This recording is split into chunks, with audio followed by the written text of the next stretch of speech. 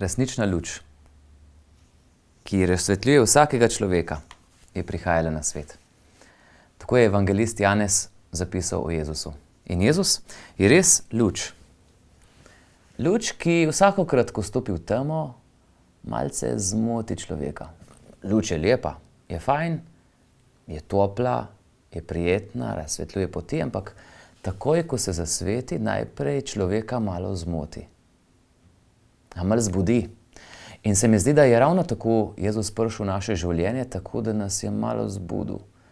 Tako kot v življenje Betlehemčanov, katerim je trkal na vrata, naj ga sprejmejo, katerim je težil, katerim je govoril, da kakšne stvari v njihovem življenju niso v redu, da je treba kdaj vstati s kavča, se potruditi, kaj narediti, delati dobro, pomagati, kar ni glih najbolj udobna stvar. In ta luč prihaja v naše življenje tudi danes.